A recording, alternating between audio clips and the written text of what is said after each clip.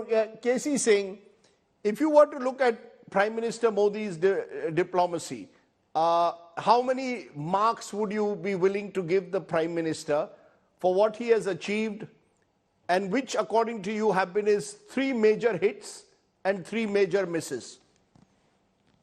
Well, we don't give marks to prime ministers. I mean, essentially, it's foreign policy is in continuum.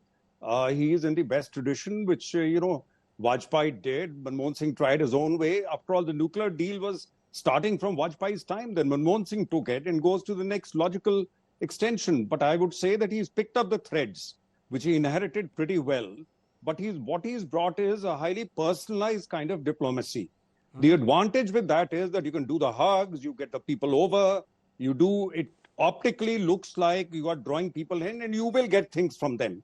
By the same time, the disadvantage is it sends a signal to some of the other countries, or say the opposition in a democratic country, where they think you're too closely aligned with the government. And when the government changes, there is a problem.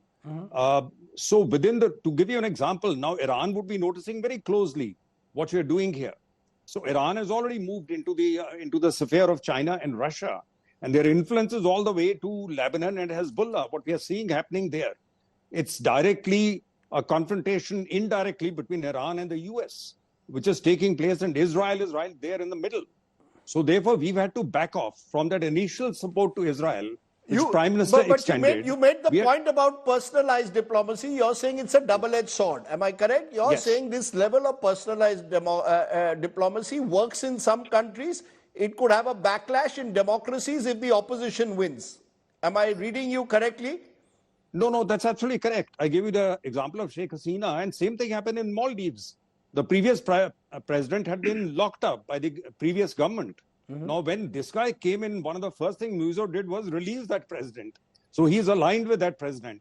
So then obviously you are going to have a reaction which comes with that. I think what we have to do is we have to study the domestic politics of a particular country very closely, where there's a democracy, and balance your relations. Like today, I don't know, are we reaching out to Khaleda Zia or Khaleda Zia's son in London? She is under house arrest in Bangladesh. Tomorrow, if Sheikh Hasina is not there, there's no line of succession. Then it happens like it happened after her father. You got military rule or you got some other kind of rule, and then you lose all the contact. So that's the advantage we have over China. China doesn't understand domestic politics. They will deal with whoever is in charge. But we have to, in the neighborhood, start either influencing the politics or make sure your ally doesn't lose.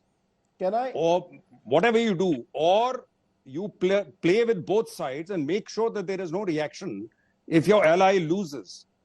So that is something which has to be done. And similarly in the Gulf, if you're seen as too close to Mohammed bin Zayed, then he doesn't get along with Qatar. Iranians suspect, what he's trying to do. Their interests are in conflict.